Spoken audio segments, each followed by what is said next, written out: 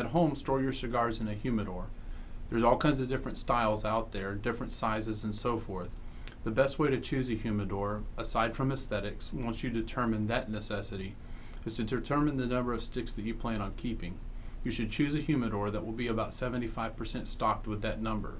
So if you want to keep 20 sticks, buy a humidor good for 20 to 30 cigars. Don't go out and buy a 50 or 100 count humidor. Empty humidors are very inefficient. It's like plugging in a refrigerator with nothing in it. It'll never catch up. It always needs maintenance. It'll just run. So keep that in mind when you choose a humidor. Cigars stored properly in a humidor can last indefinitely. I have a couple from the 1980s and I really value them. I don't even know if I'll ever smoke them. That'll be kind of a tragedy. They can actually take on a little bit of a musky scent or a smelly cheese scent, but they're really fantastic.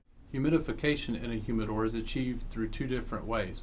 You can choose a passive humidifier, which basically wicks away moisture from, or in some cases, to the humidification device to keep the relative humidity at the proper level. Or you can choose an active humidifier, which has a bladder inside that retains moisture and then a fan that circulates air and moisture throughout the humidor. Regarding cigar etiquette, some practices are really debated. Whether to leave the band on or not is completely up to you.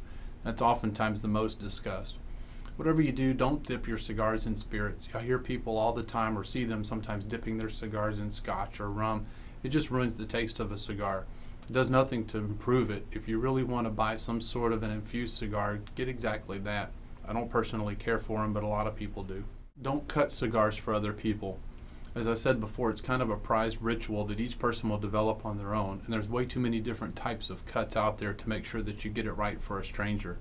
Just let people cut their own cigars. If they don't know what they're doing, ask which cut they prefer, and if they don't know, then choose your own favorite cut. But don't assume that somebody wants you to give them a cut cigar. Don't light cigars for other people. It's an important component of the cutting and lighting ceremony, and oftentimes people look forward to it on their own. In addition, don't hold up a lighter for somebody else when they're cutting and lighting a cigar. It kind of rushes their process, and some people want to take 3 or 4 minutes to smell the cigar before they light it, taste the cigar before they light it. Rushing somebody into a lit cigar may ruin the whole experience for them as well. While smoking a cigar, pay attention to the ash. Make sure to discard it properly in an ashtray. While science has proven that carpet embedded with ash will not stain, most people aren't scientists and they really won't appreciate you dropping the ash in the carpet. The best advice I can give any new smoker is to save the band. Just keep it in a dossier, which is a notebook or a journal that helps you remember which ones you like and don't. You can then bring that dossier into your tobacconist and show them which cigars you like. They may have them or they may have something very similar, and that's how you can find new cigars as well.